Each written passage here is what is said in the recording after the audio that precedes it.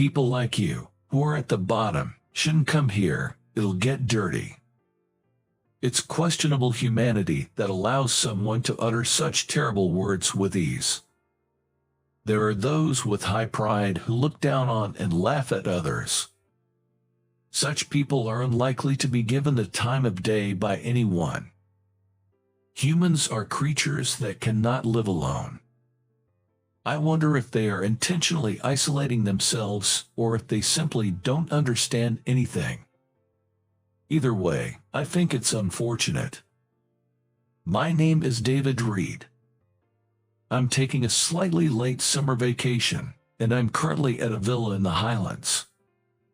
This highland, where time flows leisurely, is the perfect place for me to refresh both mentally and physically, having been wrapped in the bustling time of the city. Lying on the couch sofa in the living room with large windows, I was reminiscing about an incident that happened right before this vacation while looking out at the mountains outside the window. Triggered by that incident, my thoughts traveled back in time, and before I knew it, I had embarked on a journey reflecting on my life. There's an item called a computer, which is indispensable for people nowadays.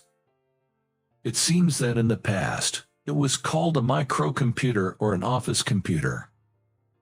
My deep connection with computers began when I was in the 5th grade of elementary school. Although I knew that computers existed before then, I thought they had nothing to do with me. However, when the operating system OS called Windows 95 was released in 1995, I turned my attention to computers again. Seeing the news that a large number of people gathered at stores to buy it, despite it being late at night on the release day of Windows 95, something inside me was stimulated. My birthday was near at that time, so I asked my father for a computer. Even at that time, when manufacturers were fiercely marketing computers due to the popularity of the newly released Windows 95, the price was at least $2,000. It was a very expensive request for a toy for an elementary school student. But my father listened to my request. He must have felt my earnestness and foresaw the future potential of computers since he used them for work. A computer can become either a useful tool or just a box, depending on how you use it. David, you should think carefully about how you want to use the computer. Prompted by my father's words, I decided to thoroughly learn the basics of computers. This is how my relationship with computers began. One characteristic of my personality is that I am not easily intimidated. Not being easily intimidated means being curious and fearless. I think I am the type of person who actively takes on challenges, is forward-thinking, and does not run away from things that would make most people hesitate. This must have motivated me to boldly challenge something as daunting as computers. This trait was also evident in my interpersonal relationships. In short, I actively engage with others and easily make friends without being shy. When I was playing in the sandbox at the park during kindergarten, one boy asked if he could borrow my shovel. I said, sure, but in return, let's be friends, and became friends with someone I had just met. In elementary school, I actively talked to my classmates, and before I knew it, I found myself at the center of the group. I aimed to make 100 friends and kept making new ones. It might have been mass-producing friends, which might be slightly different from building true friendships. Without fully understanding what true friends are, I might have thought that having superficial connections was enough to consider someone a friend. Friends equal acquaintances, perhaps. Shallow relationships can easily crack under certain circumstances, and at one point, I ended up being completely ignored by several of my friends. I don't remember the exact cause. It must have been something trivial. It took quite a while to reconcile with everyone, and it was settled by me backing down. Honestly, I didn't think it was all my fault, but I apologized out of a desire to quickly return to normal relations. After this experience, I started to ponder what true friends are. At the time, I was in the 5th grade and didn't understand complex matters, but I was eager to find the answer to this question. My tool in this quest was the computer my father had bought for me. A key feature of Windows 95 was its enhanced networking capabilities. Unfortunately, the network feature wasn't included in the initial release version, but it became easy for anyone to connect to the internet with the purchase of additional expansion features. The internet is a global network, allowing easy access to information from around the world. Back then, there were no robotic search engines like Google, and researching things took more effort than it does now, but I used the computer to explore what true friendship really meant. The conclusions I reached were as follows. 1. It refers to a friendship bound by deep ties. 2. Being with them brings a sense of peace to the heart. 3. True friends trust, help, and support each other. 4. True friends can express their emotions honestly and accept each other's feelings with openness. Though these were abstract expressions, and I wasn't entirely sure how to make real friends, I could see a glimmer of hope within myself. I believe that forming bonds is the result of accumulating small steps. It's not something that can be easily achieved overnight. So, I decided to first open my heart, be genuine, and strive to be helpful to my friends. I aimed for a relationship based on closeness and trust, not just superficial acquaintance. Of course, the effects weren't immediately visible and took time or a certain trigger to develop, so it wasn't easy to feel a tangible sense of progress. However, I'm patient by nature, so I didn't feel rushed or frustrated. It wasn't a conscious effort, it naturally evolved, so I never felt it was hard. In my elementary school graduation anthology, I wrote about 2 aspirations. One was to continue expanding my knowledge and skills in computers and to venture into system development in the future. The other was to make as many friends as possible into true friends, creating treasures for life. Entering junior high school, the commuting area expanded, and students from other elementary schools also enrolled. I was excited about the new friendships that awaited. In junior high, I met Kevin and Michael. We were in the same class, and upon seeing Michael, I immediately remembered him. He was the boy I became friend with in kindergarten after lending him my shovel in the sandbox. We had gone to different elementary schools, so our contact had ceased. I have a good memory and am good at remembering faces.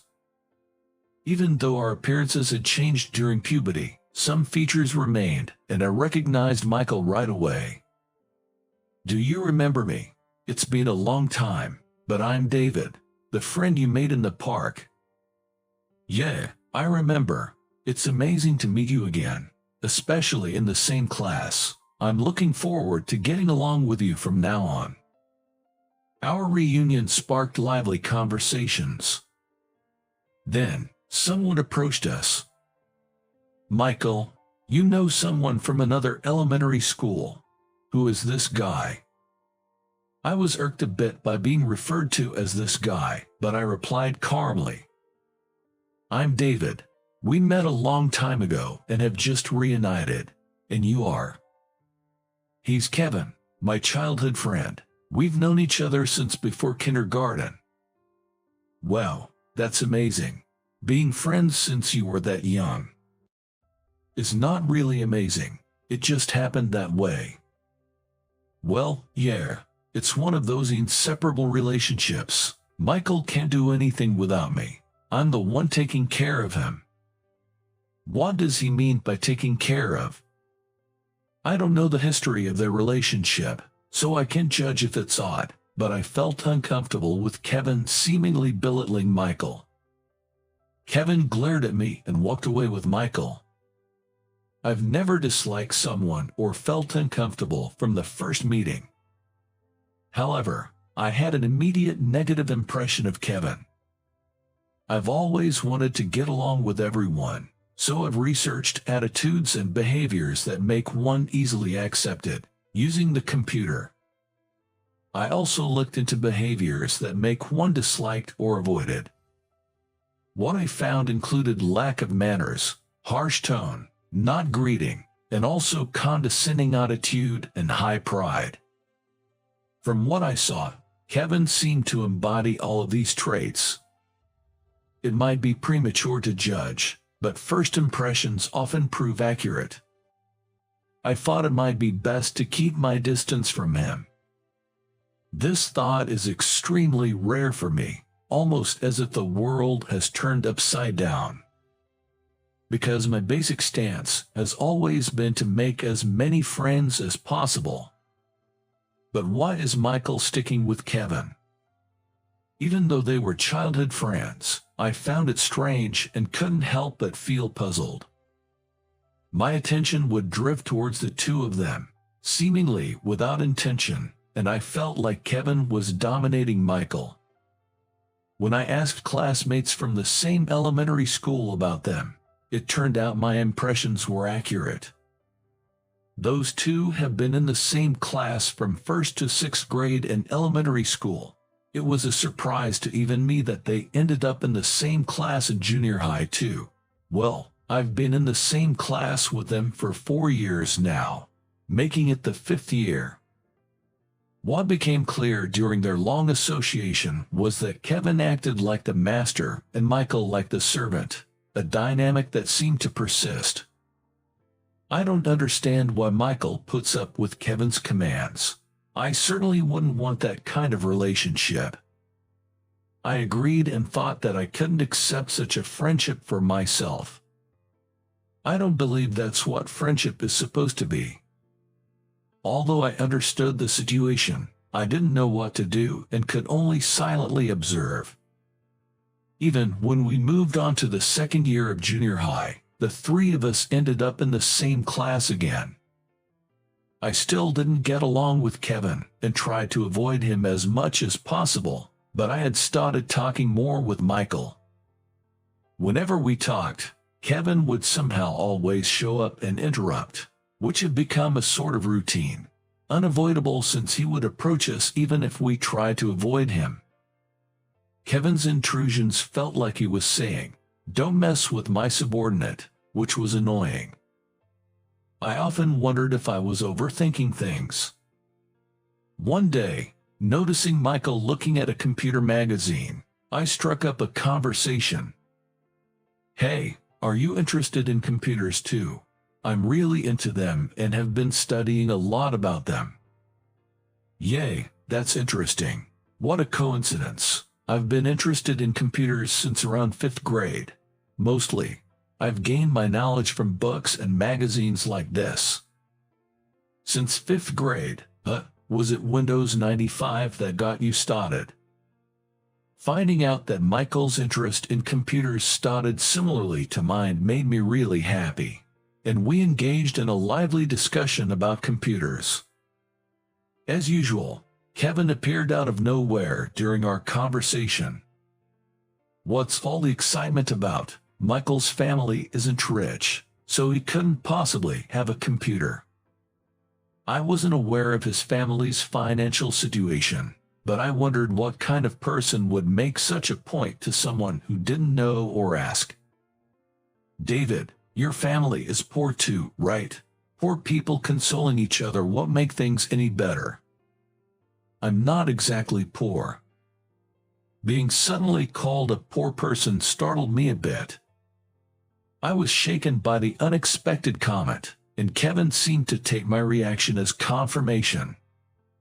"Remember the field trip when we wore casual clothes instead of school uniforms? Your outfit, those worn-out clothes, Made me laugh. Can't even afford new clothes. And you didn't bring a packed lunch but ate cheap snacks instead. I was in tears from laughing so hard. I'm the type who gets attached to my belongings, and I tend to wear my favorite clothes for a long time. My mom often tells me to change it up. The reason I didn't bring a packed lunch that day was because both of my parents were busy, and there was no time to prepare one. Of course, I was informed about this beforehand, so I had bought my favorite snacks the day before. For someone who doesn't know the situation, to label me as poor and laugh about it is just unacceptable. More than that, being ridiculed for my favorite clothes being cool-looking and my favorite snacks being belittled really made me angry. Michael, let's go. If you don't hurry, I won't let you touch the computer. You can't afford such an expensive thing. Just do as I say, and I'll let you use it. Wait a minute. Are you bribing Michael into obedience with material things? Is that what friends do? I couldn't stand it anymore, both being mocked myself and seeing Michael treated so poorly. It's okay, David. Thanks. Oh, shut up. What's a poor guy like you yelling about? Just adding insult to injury. At that moment, Michael gave me a look that made me hold back, and I let the two of them leave, but I had firmly decided to change my approach. I couldn't just stand by anymore. I decided it was time to have a serious talk with Michael. I wanted this discussion to be uninterrupted by Kevin, so I waited for the right moment to approach Michael. I confronted him about his twisted relationship with Kevin, questioning how he could tolerate being treated like a lackey. Although I initially intended to calmly reason with him, my pent-up frustration with Kevin led me to become emotional, which might have been a mistake. I appreciate your concern, but you're being too nosy. What do you know about my relationship with Kevin? True friends aren't like that, are they? Shouldn't you point out when the other is wrong? Being submissive doesn't help anyone. You don't know the Kevin from the past. He's actually a kind and considerate friend. Yes, he may have become a bit twisted over time, but I believe he'll return to his old self. Until then, someone has to support him. True friends trust, help, and support each other. Michael seemed to think that's how he should act towards Kevin. But what about Kevin? Isn't their relationship one-sided? The importance of mutuality is being completely overlooked. I want to convey this to Michael, but my frustration at not being able to express it properly leads to a confrontational tone. Enough is enough. When Michael shouted, I suddenly became calm. What am I getting so worked up about? I realized that fighting with Michael wouldn't solve anything, and my words came out naturally. I'm sorry, I went too far. Please forgive me. Michael, who had been riled up by our exchange of harsh words, was taken aback by my sudden change and apology. No, I should apologize too. I know you care about me, but please let me do things my way a bit more. Understood, but don't try to handle everything alone. If you're in trouble, rely on me. Embarrassed by our previous heated exchange, we awkwardly shook hands, feeling somewhat shy.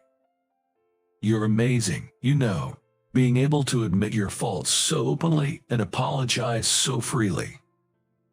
Even after a fight, being able to reconcile and understand each other builds trust and allows us to appreciate one another. True friendship allows us to express our feelings openly and accept them without reservations.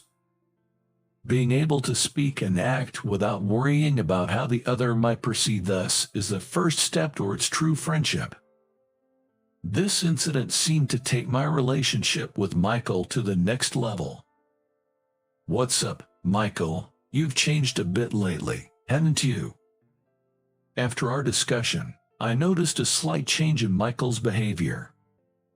It's a subtle change that only I, who's been paying close attention, can perceive, and even Kevin might think it's a bit odd.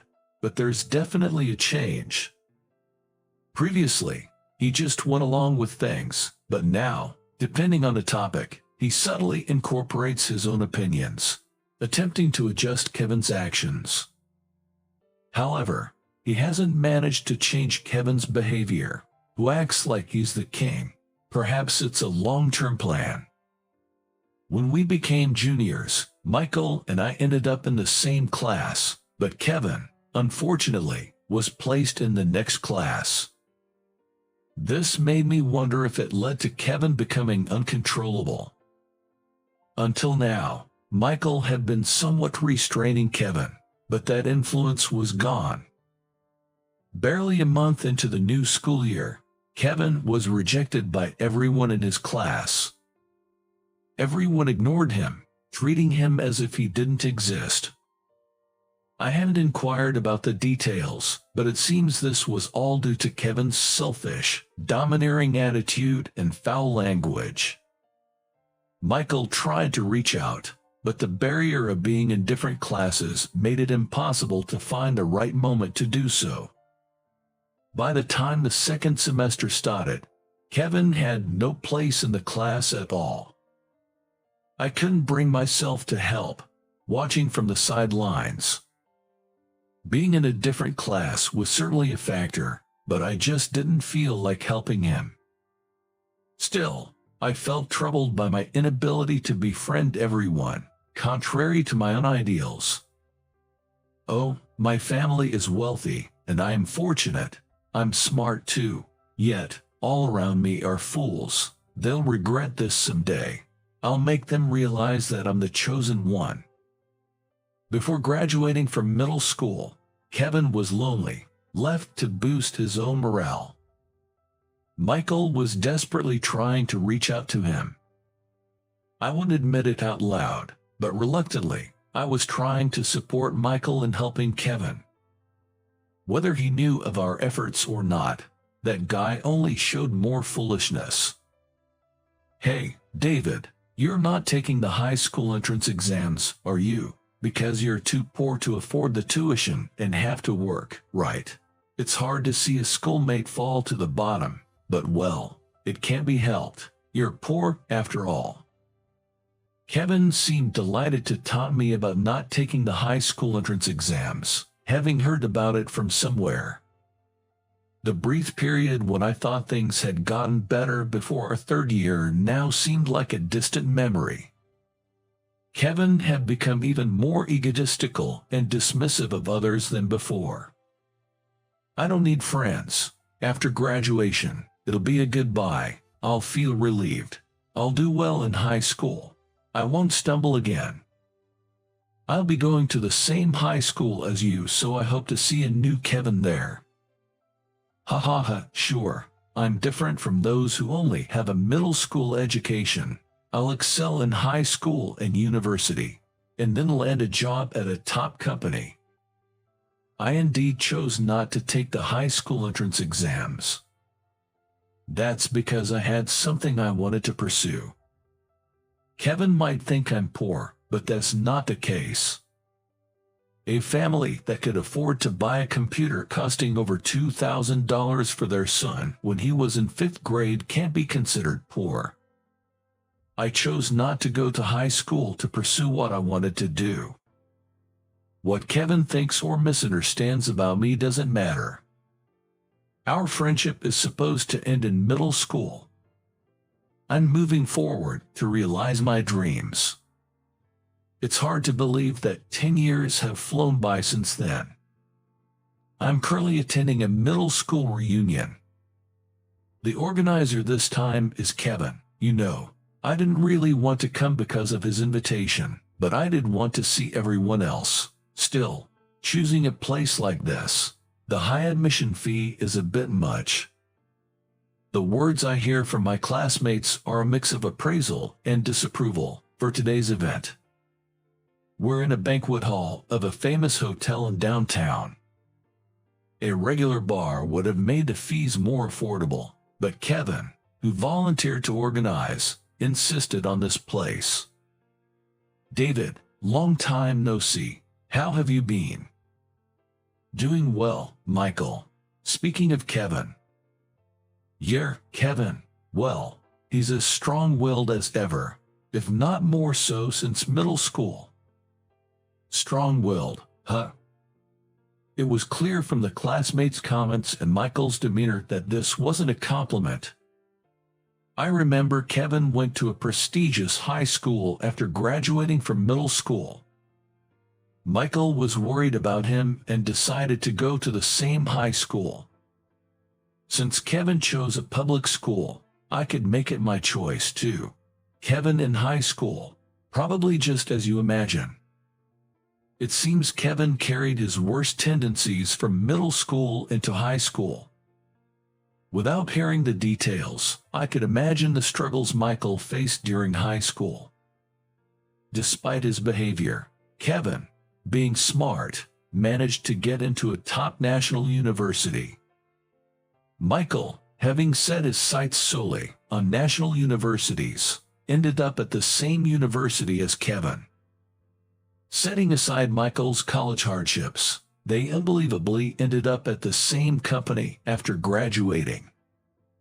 Michael had always been interested in IT and aimed for a company in that field from the start, but Kevin also discovered IT and focused on getting into the same company as Michael. It seems Michael's troubles with Kevin continued even into their adult lives. I decided to attend today to take a break from work and catch up with old friends like Michael. I was trying to avoid Kevin as much as possible, but just as I stepped outside for some air, he approached me. Look who it is, David. Surprised you're still around. This is a top-notch hotel. Seems a bit too upscale for a high school dropout, doesn't it? Thanks for the warm welcome, really. I rolled my eyes in my mind while mouthing a thank you. I graduated from a top university and landed a job at a leading IT company with a bang. That's out of reach for a dropout like you. You must be working at some small business or on a construction site. 10 years can really show the difference, huh? Seriously, no progress in 10 years. I'm the ace at my company now.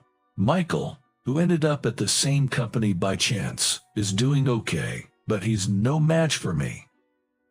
Is ace another word for joker? Ignoring Kevin seemed to bother him, so he made an outrageous statement.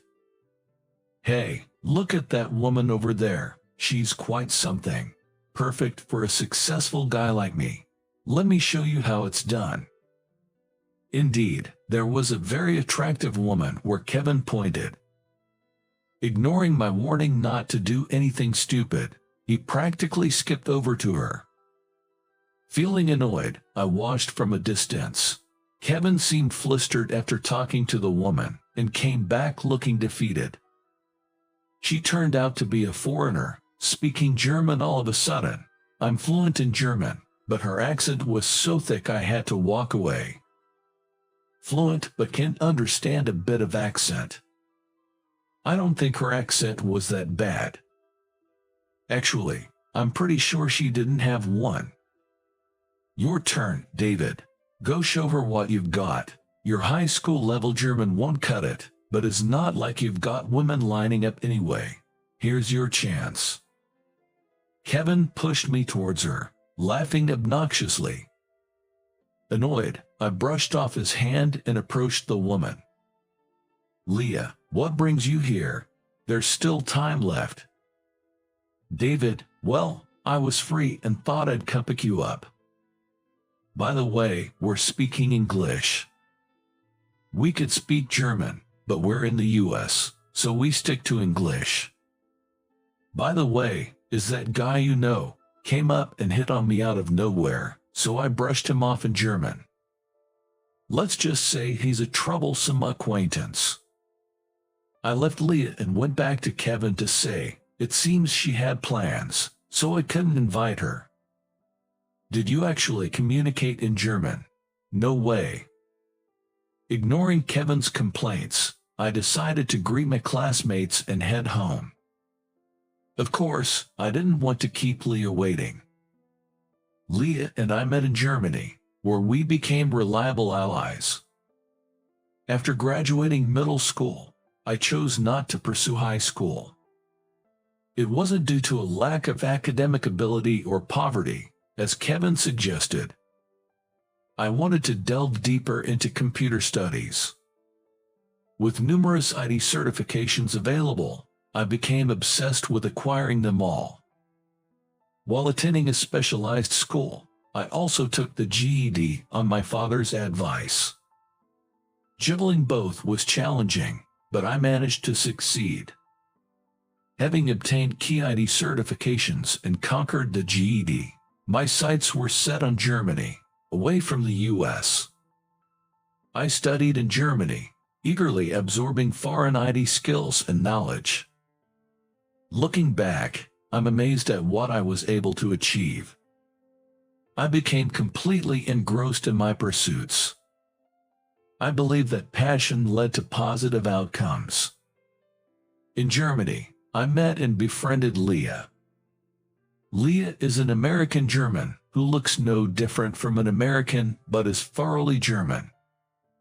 Sharing similar goals, Leah and I clicked. After graduating together, when I decided to join a company in the US, Leah also secured a position at the same company and came to America. All right, Leah, things are about to get busy. Looks like the reunion energized you, David. Okay, let's give it our all. And so, we embarked on our next goal. 5 years passed. We're at a party hosted by a certain company. It's a party to announce a new business venture and to introduce newly appointed board members. I'm not fond of such glamorous events, so I found myself idly leaning against a wall with a beer in hand. Why are you even here? Hearing a familiar voice, I turned to see Kevin standing there with a furious expression. Long time no see. Good to see you're doing well. Michael was also there, beside Kevin. Do you even know where you are? This is a party hosted by a leading IT company that's making waves in the industry.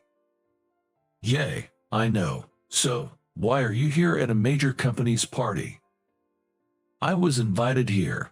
People like you, from the bottom rings, shouldn't be here. You lower the rank of this place. I'm going to be a big-time CEO with a $100 million investment from this major IT company.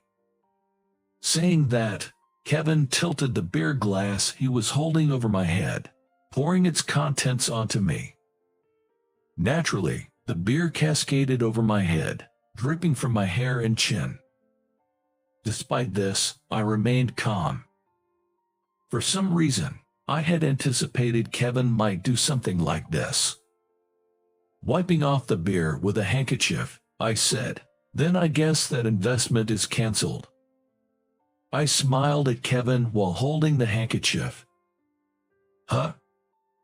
Kevin looked puzzled, unsure if he understood what I said. Anyway, the investment isn't even confirmed yet. It's funny you're acting as if it's already in your pocket. How could a company not invest in someone as talented as me? If you were truly talented, that might be the case. Michael, what do you think? Well, that is. Michael has done well so far, but unfortunately, it seems the deal wasn't sealed. Maybe it's time to cut your losses. Michael looked troubled, and Kevin's anger didn't subside. As Kevin was about to say more, Leah came over, saying, "David, it's time for the greetings."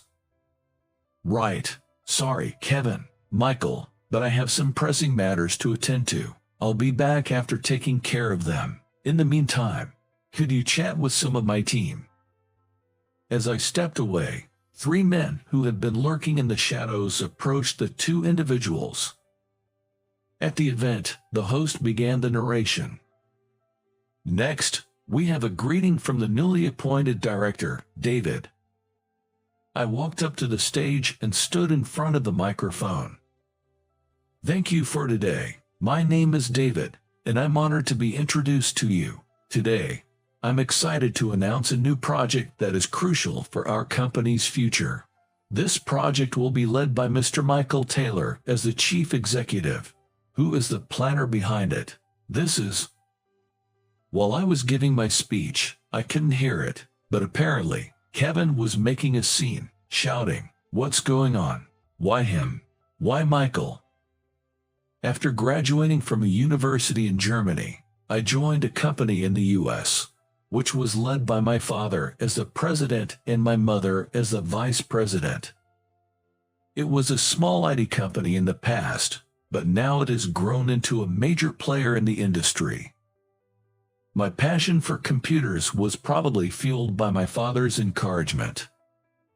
It was my father who allowed me to pursue IT instead of going to high school, and suggested I take the general equivalency diploma in anticipation of what was to come. And it was he who sent me off to Germany. I always planned to return to the US after graduating and utilize my knowledge and skills in my father's company, but having Leah come back with me was a pleasant surprise. Because Leah is incredibly talented. The rapid growth of our company over the past 5 years is more attributable to Leah's efforts than my own. While I was able to use my technical skills, my father also entrusted me with finance-related tasks for my future learning. To further expand our company last year, we solicited new business plans through a competition open to external proposals. This selected project would receive up to $100 million in funding, with the proposer having the option to become independent or join our company. One of the applicants was Kevin, whose proposal was outstanding, but the supporting data and figures were severely lacking. Just when I thought something was amiss, Michael showed up. Michael was utterly astonished to encounter me, as he had never expected our paths to cross, but he then revealed the truth to me. The plan was originally mine. Kevin stole it from me. Kevin has always seen Michael as his subordinate, even to this day. He believes what belongs to his servant belongs to him. Just like you said before, David, this situation is wrong. I can't stay silent after what's been done to me. Does that mean you've finally come to your senses? I asked, and Michael nodded sadly. To my question, Michael nodded sadly. While I was greeting others, it seems my capable subordinate had a thorough talk with Kevin, and when I returned, Kevin was crouching on the floor, holding his head. What struck me deeply was Michael, standing a bit away, turning his face aside while trying to hold back tears. The issue of Kevin's plagiarism spread quickly within the industry. Kevin, who was fully intent on securing investment to start his own company and become its president, ended up tarnishing the company's reputation and was fired for his atrocious work ethic, as he hadn't been working properly, planning to resign anyway. Already disliked by colleagues for his high pride and obvious self-esteem, Kevin left the company without anyone to see him off. All this happened just half a month ago. Yet, in this half month, the new project has gotten off to a smooth start. This success is due to the efforts of the planner Michael and the support of the excellent Leah. I stretched out greatly on the couch sofa. My head feels a bit foggy, perhaps from journeying through memories, traveling from over 30 years ago to the present. Kevin had a friend like Michael, but he never realized the value of that friendship until it was too late, which led to his downfall. Without making any other friends to open up to and support him, he met a lonely end. I've always tried to cherish my friends. I wonder how much I've been helped by friends. Even when times were tough with IT and GED studies, It was the presence of friends that helped me overcome many challenges. Michael helped me a lot during those times. When I was struggling in unfamiliar Germany, Leah was there to help me. Leah also became a great support when I was working in the U.S. Cherishing friends is vital in life. A friend with whom you can share your heart and trust is the greatest treasure of all. As I gazed at the mountains outside the window, pondering these thoughts, I heard, "Daddy." My beloved daughter came jumping into my arms. "Hey there, Daddy is tired, so let's give him some time to rest." My wife, our daughter's mother, Leah, picked up our daughter. Ah, yes, Leah, once my friend, has now become someone even more precious.